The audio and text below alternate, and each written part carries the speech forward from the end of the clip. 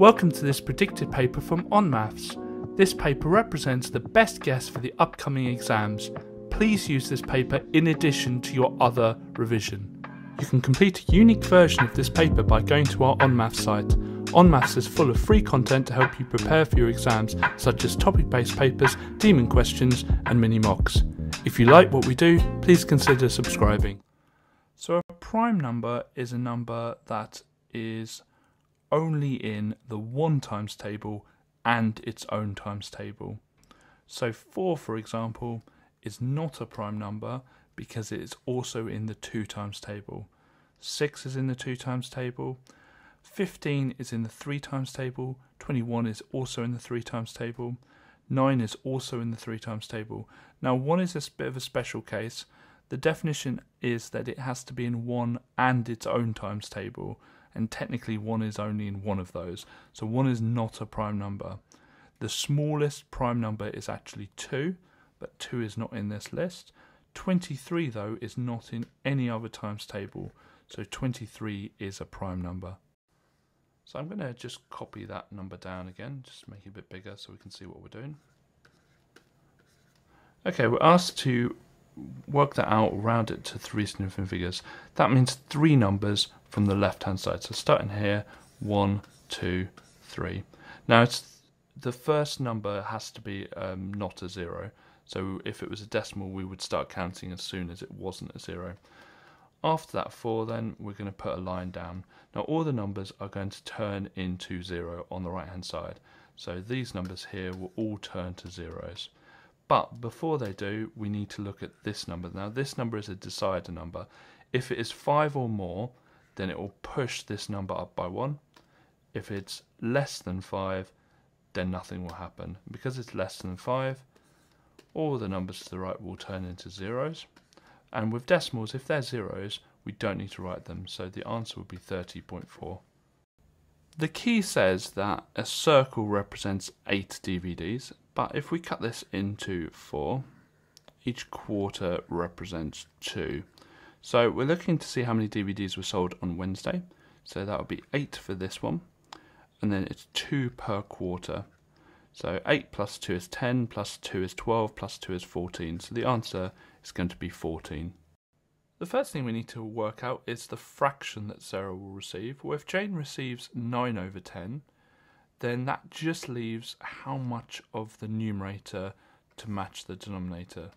So 9 plus 1 is 10, so it leaves 1/10 left for Sarah to have. And the reason that works is that the total amount needs to add up to 1, and 9 over 10 plus 1 over 10 is 10 over 10, which is just 1.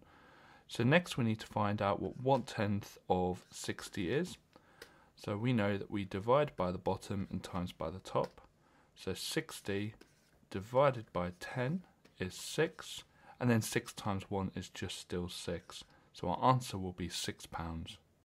In this question we're given the output as 53. So we know that the output was 53. So now we've kind of got to work backwards. And when we work backwards through a function machine or a number machine, we do the opposite of what it says. So this first one says plus 9, but when we go backwards we do the opposite, which is take away 9. So we do 53 take away 9, which is 44. Now we can check that by going the other way. So 44 plus 9 is 53, so that works. The next one says times 4, so the opposite would be divided by 4. So we're going to do 44 divided by 4, and that gives us an input of 11. Now let's check the whole thing. We put in 11. 11 times 4 is 44. 44 plus 9 is 53, so we know we've got it correct. So football is represented as a quarter of this pie chart. And so if there are 60 students altogether, we just do 60 divided by 4 to find a quarter of it, and that's 15. So there are 15 people who picked football. We're going to start off by finding what the multiplier will be.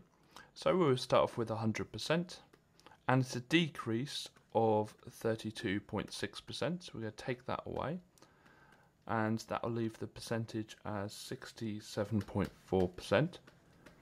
Next we need to convert that into a decimal. So we're going to divide it by 100, and that will make it into a multiplier.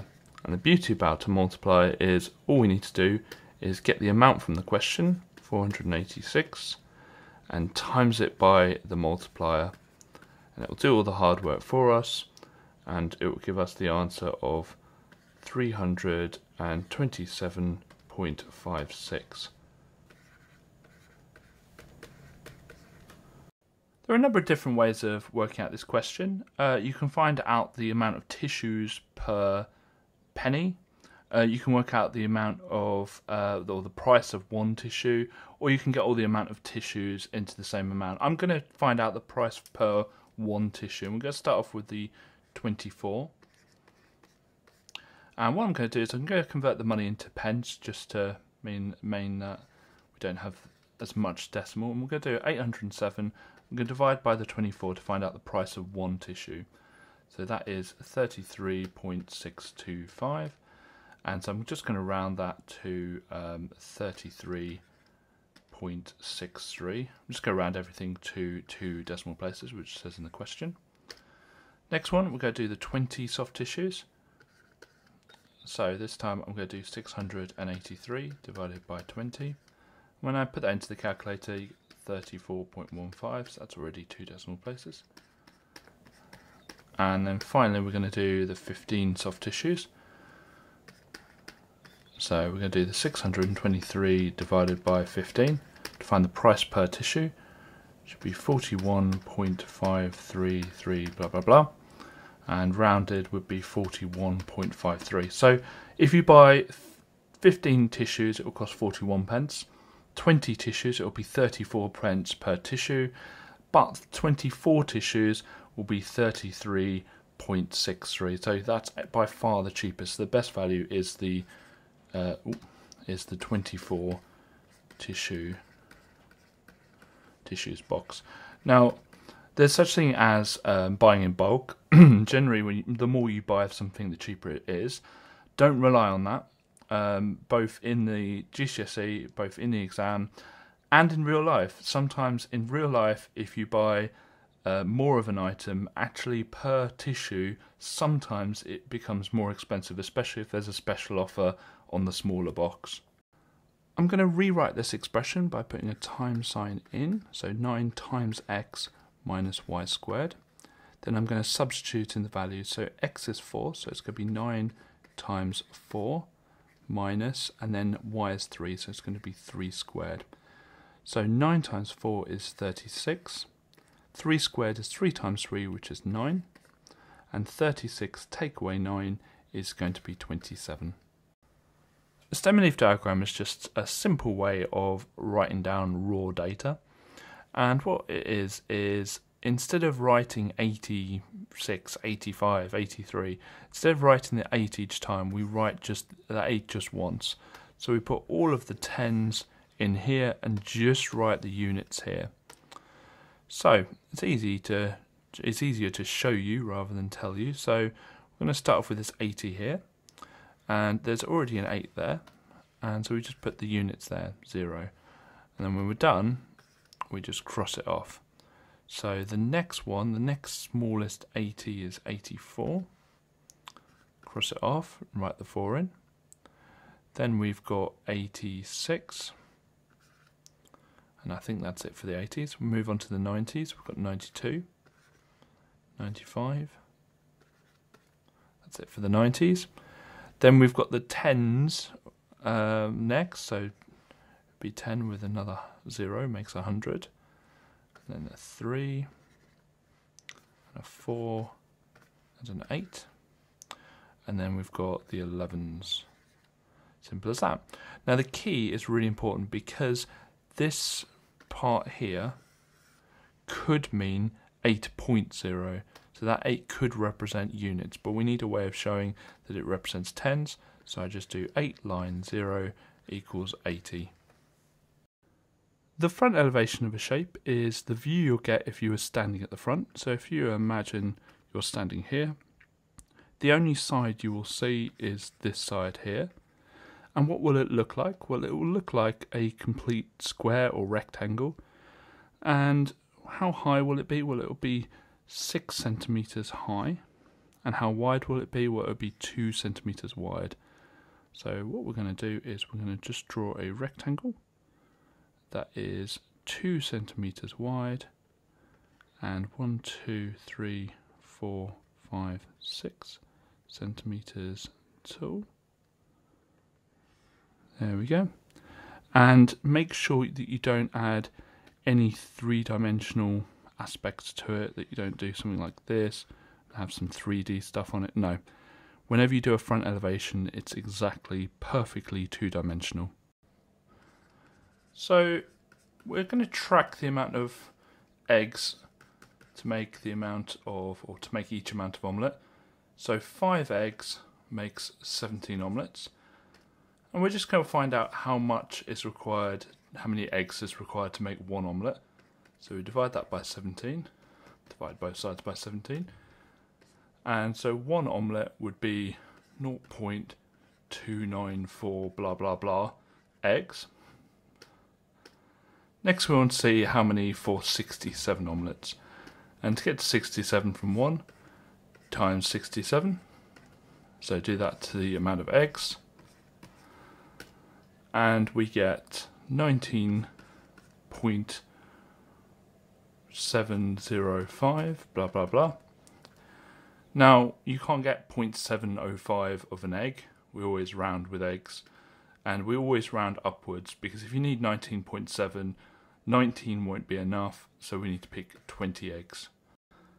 To answer this question, we basically need to find the lowest common multiple of the 10 minutes here and the 15 minutes here. So we're going to start off just by doing the 10 and 15 times table. So it'd be 10, 20, 30, and 15 times table with 15 and 30. So the lowest common multiple is 30.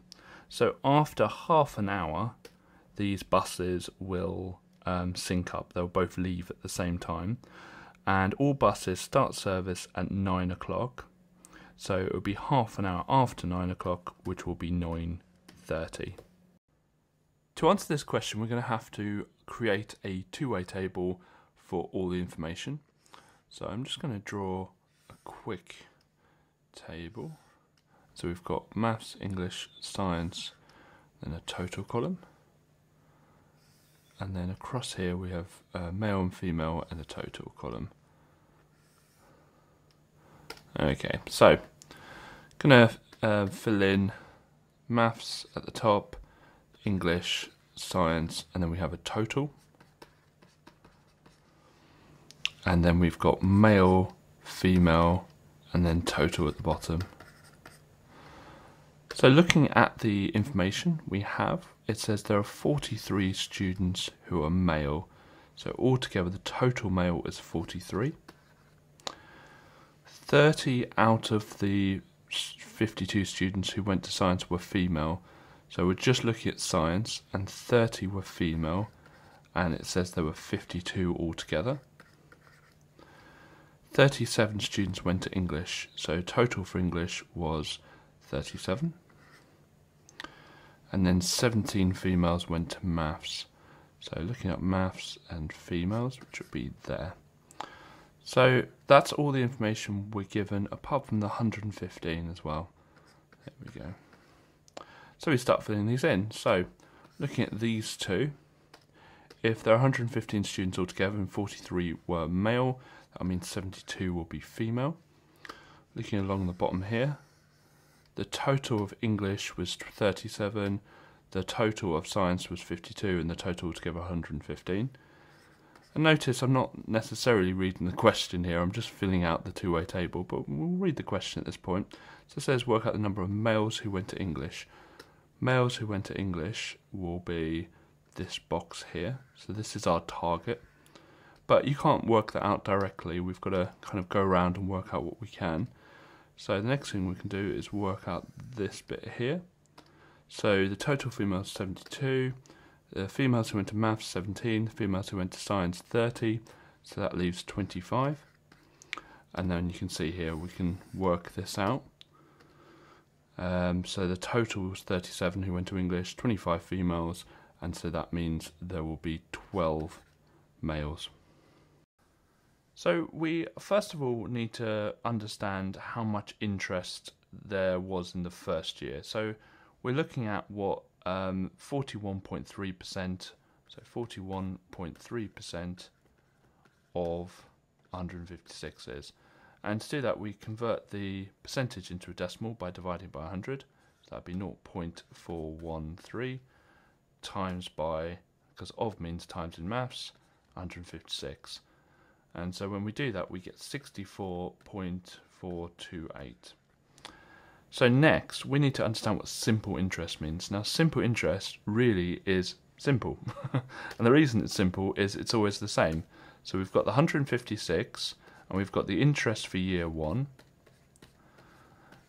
and we've got the interest for year 2 will be exactly the same number. Now, I could do this a bit easier by timesing it by 3, or we could add it 3 times. Either way, you get the answer of, I should put equals down here, we get the answer of 349.284. But because it's money, we need to round to 2 decimal places. So our answer will be 349.28. There's a formula we use for this, and it is percentage change is equal to the amount that's changed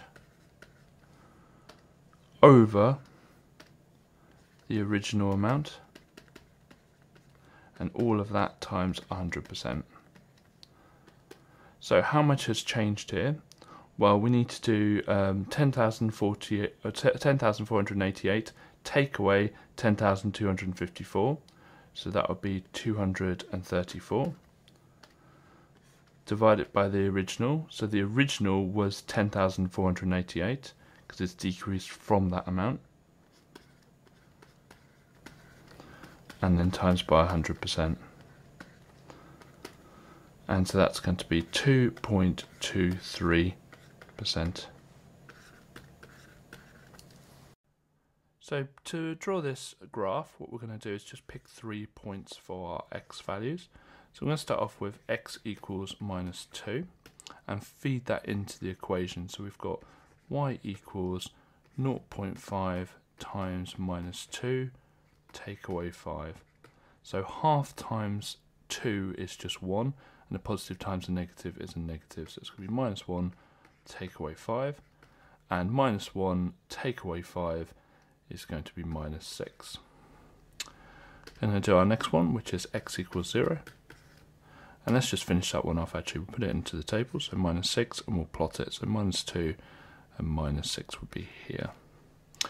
Okay, continuing on with x equals 0, so it's going to be y equals 0.5 times 0, which is just going to be 0, take away 5. So it's just 0 take away 5, which is just minus 5. So 0 minus 5 will be slightly higher, about there. And our last one will be x equals 2. So we've got y equals a half times 2, which will just equal 1, take away 5. So it would be 1 take away 5, which would be minus 4. So minus 4. And so that will be here.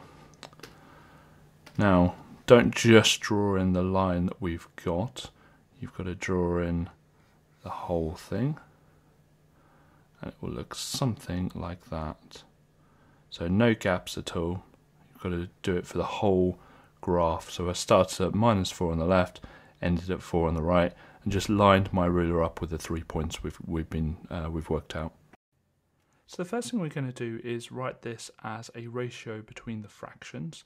So we're going to have green to black. Now it says that a quarter of the counters are black, and therefore the remaining counters will be green. So if a quarter are black, that leaves 3/4 to be green. And what we can do here is on both sides of the ratio, what I'm going to do is just times it by 4. So I'm just going to times 4 both sides. So 3 divided by 4 times 4, because over 4 just means divided by 4. So 3 divided by 4 times by 4 just gets rid of the fraction. And 1 divided by 4 times 4 is just going to be 1. Now, this might surprise some people because they will probably think it's a ratio of 4 to 1, but we can show here that it's a ratio of 3 to 1. Here we're given a triangle, and we're not actually given the values of each of the angles. We're given them in terms of x, but we know that they're going to add up to 180. So we're going to do the 20x plus the 2x plus the 23x, and we know that it's going to equal 180. And the reason is that its angles in a triangle add up to 180. Okay, let's get our tramlines in. Because we've got algebra and we're solving here, we're going to put our tramlines in. Now on the left hand side we need to add these x terms together. So 2x plus 23x will be 25x, plus the 20 will be 45x. And what we're going to do to get x on its own, we're going to divide both sides by 45. So we're going to divide by 45 both sides, and we're going to end up with x equals 4.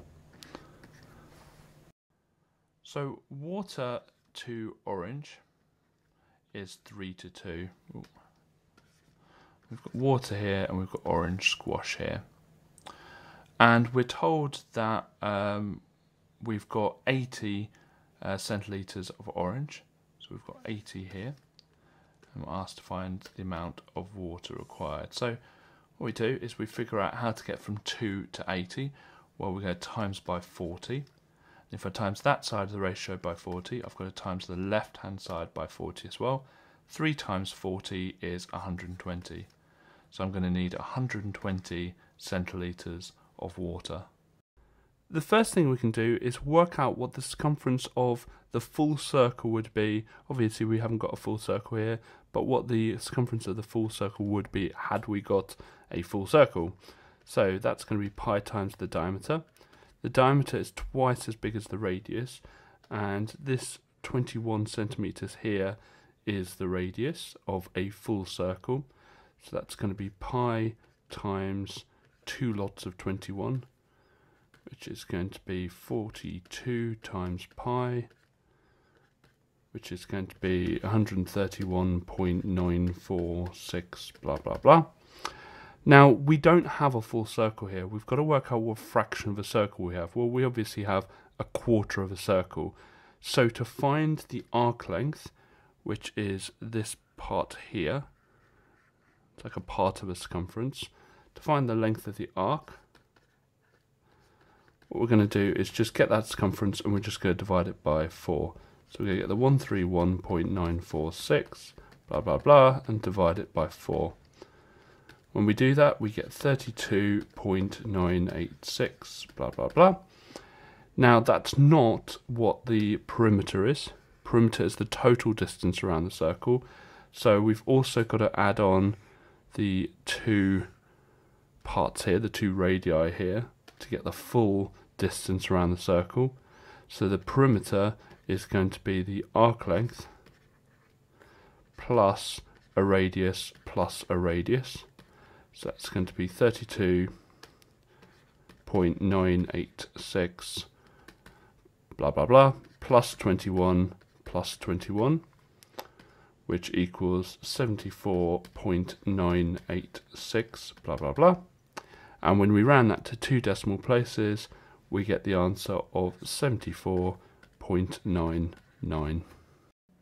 To find the exterior angle of any polygon, we do 360 divided by the amount of sides. These are decagons, which means they have 10 sides.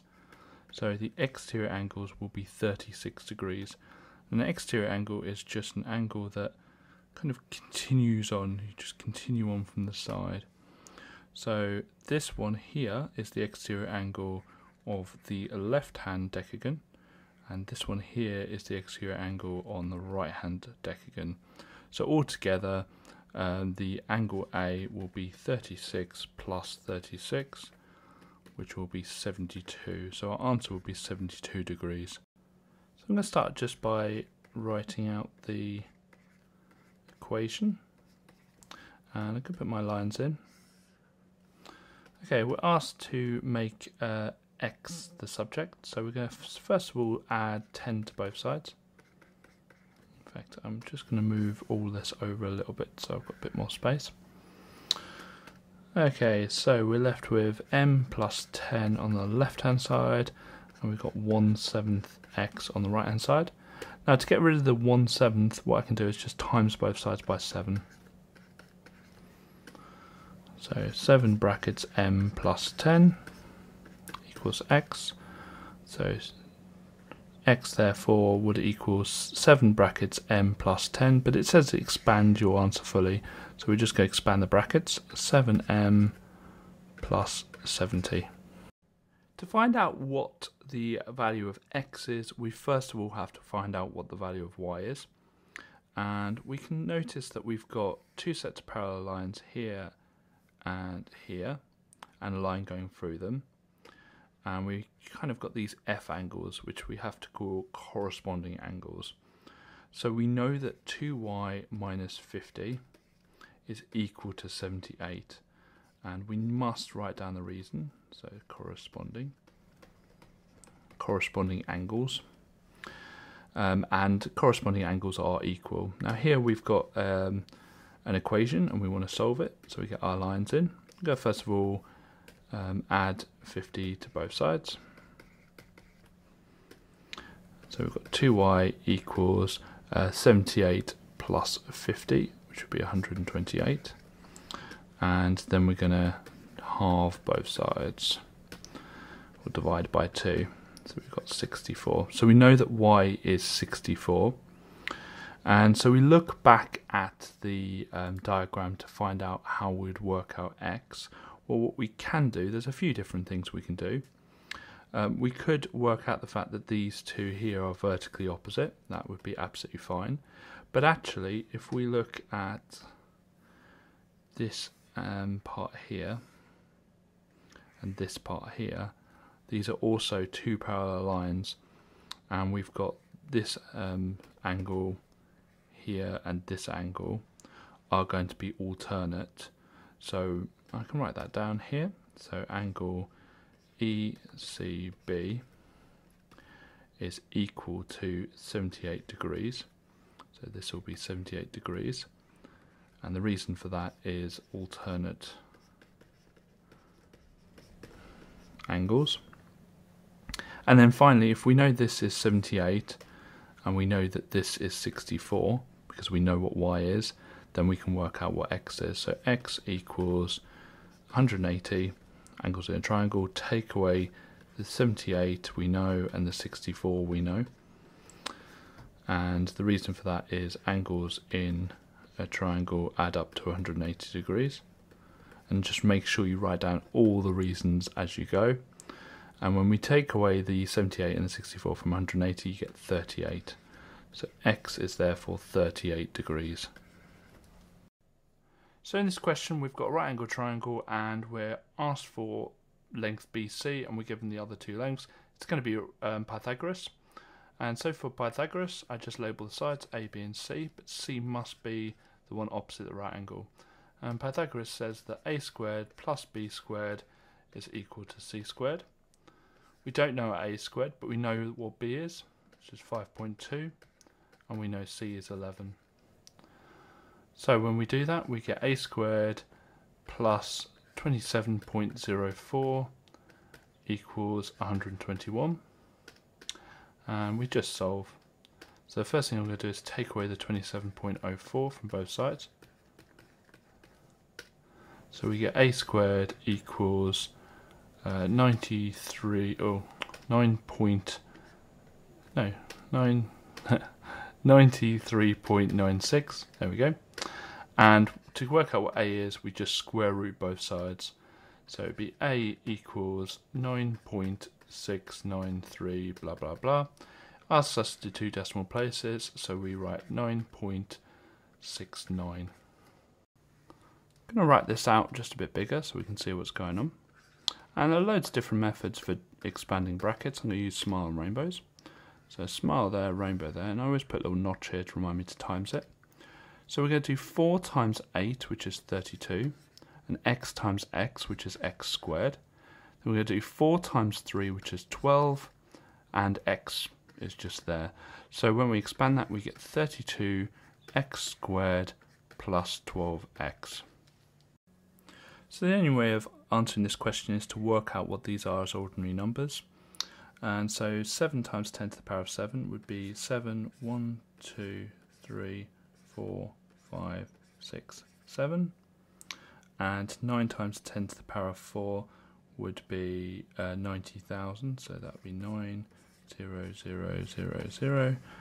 And so we're just subtracting them like that. And so we'll get 6, 9, 9, 1, 0, 0, 0, 0. And obviously if this is on the calculator paper, just type it into your calculator. There are no tricks here. You can't do anything with the 7 and the 9. You're not subtracting powers or anything. You're just literally typing in what it says. And there's a button on the calculator like that that you will need to use. So if you don't know what that is, ask your teacher or ask someone to help you out with that. There's a very specific way to draw a perpendicular from a line. What you do is you get a pair of compasses and measure roughly 3/4 of the way between A and B, and draw an arc from point A, and we're going to draw an arc from point B. And you can see that the two arcs intersect here and here. So what we're going to do is just draw a straight line that join up where they intersect.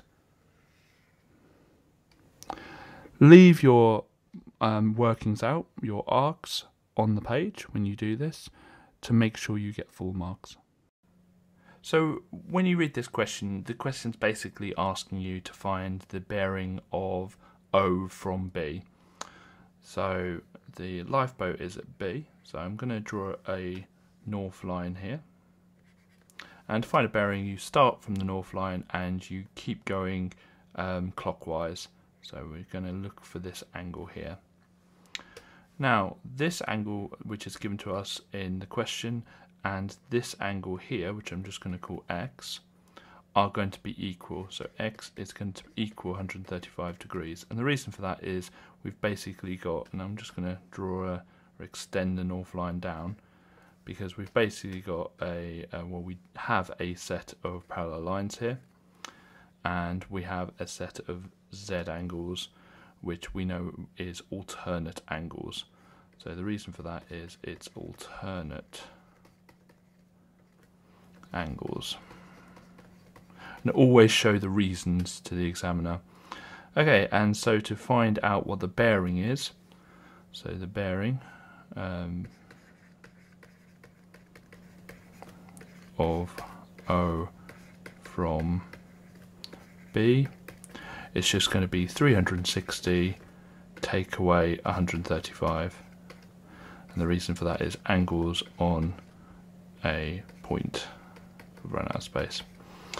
Okay, so we're going to do 360 take away 135, which is 225, and so our answer is 225. To work out the mass, we will need to find the density and the volume. Density is given to us in the question, but volume isn't, so we need to work out what the volume of this cuboid is. So the volume is just the 33 times the 7 times the 22. So that would be 5,082, and that would be centimetres cubed. And we need to write down the formula for density. So density is the mass divided by the volume. So rearrange this to get mass on its own, because that's the thing we're looking for. So mass equals density times volume. Density is given to us in the question as 2.1 grams per centimetres cubed. Times that by the 5,082 for the volume, and we get the answer of 10,672. And then we are that will give us grams because our density is in grams, so that is grams, but the answer is asking for kilograms. So to convert that to kilograms, we just divide by 1,000 and we get 10.672. Then we need to round that to 2 decimal places, and so that would be 10.67 kilograms. To draw a quadratic graph, we want to find as many values as we can. Because it's a curve, with a straight line graph you only need 3 points. With a curve you need as many as you can get. And now we're actually given a table here to fill out, and so I'm going to start off with a 0 here, and here we want to substitute in the x equals 0 into our equation. So we've got y equals x squared plus 11, so it's y equals 0 squared plus 11. 0 squared is just 0, plus 11 is going to be 11. We're going to do the same for 1, so y equals 1 squared plus 11. 1 squared is just 1, 1 plus 11 is 12. Same again for 2, 2 squared plus 11. 2 squared is 4, 4 plus 11 is 15. Now the minuses are a little bit more difficult, but not that much difficult, because when you square a negative you actually get a positive. So minus 1 squared is just 1, 1 plus 11 is 12. And then minus 2 squared plus 11, minus 2 squared is 4, 4 plus 11 is just 15. Now you can see here we get a nice little symmetry, and we're going to plot this onto our graph here. So 11 is going to be here, 12 is going to be here, so both of these are 12, and 15 is going to be here. Now when you join them up, what you want to do is avoid having a V. Okay, in the mark scheme specifically it says that the bottom needs to be nice and smooth, and avoid something called feathering where it looks like that. You just want one smooth line. Now the best way I find of doing it is turn the page sideways, which I can't do with mine, but you can turn your page sideways and just one smooth line, and we're going to do a nice smooth bottom there. And I just need to lift, try not to lift with yours, and that should be good enough for full marks. Let's just try it again, just have a bit more of a lift like that. That's also good, and I can do this all day. Like the ones that are bad are the ones with gaps, or the ones where they miss points. So if you had yours like this where it just missed that point out, or something like that, that would not give you the mark. You just want one nice smooth, just slip there a little bit, nice smooth, and that probably wouldn't, because you can see that I've kind of hesitated there. So it just takes practice, and as I said, if you turn the page sideways it's a lot easier to draw a C than a U. I'm going to first of all draw the two triangles out separately,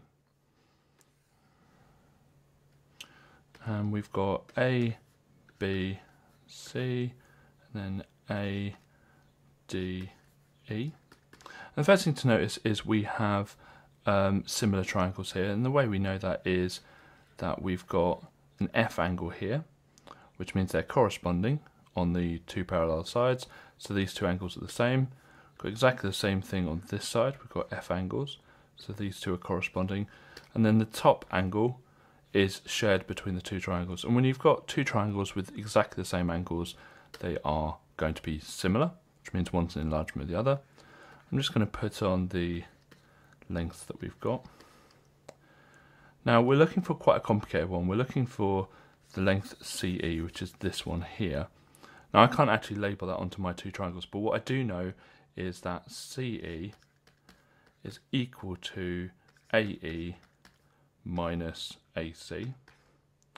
Now we know what AE is, which is 60, so we just need to find out what AC is, this one here.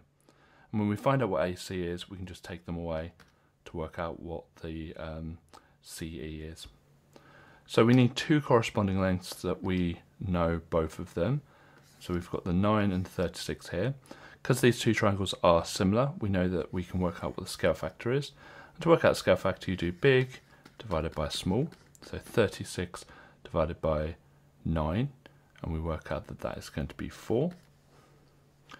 So we know we're going to have a scale factor of 4. So to get from the smaller triangle to the big one, we times it by 4. But here we have the one, we need to find out what this one is. The one corresponding is this one. We're going from the big to the small. And so to work out from the big to the small, we've got to divide it by the scale factor. So divide it by 4. So 60 divided by 4 is 15. So we know what this one is. So AC is 15. And so we're going to do AE, which is 60. Take away the 15. And that will tell us what CE is, which is 45. So our answer is 45. So we're going to start off with 100%. And it says that the card depreciates. That means goes down by, so it goes down by 1.7% every year. So we do 100 take away 1.7, which is 98.3. And that's percent. And we want that as a decimal, or as a multiplier we call it. And so we just divide it by 100 to make it into a decimal, 0.983. And that's our multiplier. And the beautiful thing about a multiplier is we just need the amount of years. Well, it says from 1980 to 1985. So that's going to be 5 years. So it's going to be 5 years. And so what we do is we get the original amount, which was 2,245, and times it by the multiplier 5 times. Now I can't be bothered on my calculator to times it by 0.983 5 times. So what you can do is you can do it to the power of 5, which basically means the same thing. And that gives us 2060.553. And when we round that, that would be £2,060 and 55 pence. First thing I'm going to do is add these column vectors. So we're going to add the tops first, and then we're going to add the bottoms. So it's plus minus 14. And so at the top it would be minus 4, and 11 take away 14 is minus 3. Then I'm going to pick a point on my shape, and the the top one tells us how far right we're going. So we know we're going 4 to the left because it's obviously a negative. So we're going to go 1, 2, 3, 4. The bottom one tells us how far up we're going. Well, it's going to be down because it's a minus 3. So 1, 2, 3. And we can do that for each of the other points. So 1, 2, 3, 4. 1, 2, 3. 1, 2, 3, 4. 1, 2, 3. And when we've done that, we can join them all up with straight lines. And label the new shape B. So we notice with the simultaneous equations here, the coefficients of the x and the y's are different. So we need to make either the x is the same or the y is the same. I'm going to pick the y's. So we've got a plus 3 here and a plus 5 there. And so we need to find the lowest common multiple of 3 and 5, which is 15. So we need to make them both 15. So I'm going to write out the first equation again. And go get my lines in, because I'm going to times everything by 5 to make the coefficient of the y to be 15, because that's what we've decided to do. So we've got 10x plus 15y equals 40. And we're going to do exactly the same thing with the second equation. So we've got 3x plus 5y equals 14. Get our lines in. This time we're going to times everything by 3, because 5 times 3 is 15. So that's going to be 9x plus 15y equals, and then 14 times 3, which is 42. And so we're going to write the equations next to each other so we can do our simultaneous equation magic on them. So we've got 9x plus 15y equals 42. So we're going to draw our circles in, and remember simultaneous equations are always working downwards, so we draw these circles in just to show which direction we're going. And we're looking at the signs of the y, And the reason we're looking at the signs of the y is because the y is the one with the same coefficient. Now, with these signs, if they are both the same, we subtract. If they are both different, we add. Now looking at them, they are both pluses, so they are the same, so we are going to subtract. And we don't just subtract these, we subtract all of them. So we're going to do 10x take away 9x, which is just x, 15y take away 15y, which is nothing, which is good, that's what we want, and 40 take away 42, which is going to be minus 2.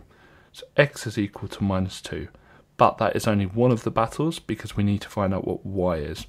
So we're going to substitute in that minus 2 into our first equation. So we've got 2 times minus 2 plus 3y equals 8. And we can get our lines in. So the first thing we're going to do is take away the minus 4. We're going to add 4 both sides because we've got a minus 4 here. So we're going to add 4 to both sides. So we've got 3y equals 12. And then the next thing is we're going to divide by 3 both sides to get y equals. So y equals 4. And we can check that by substituting it into the second equation and doing 3 times minus 2 plus 5 times 4, and that does equal 14. So the angle of elevation is when you are looking horizontally, like here. It's the angle that you have to look up to see something, so that castle.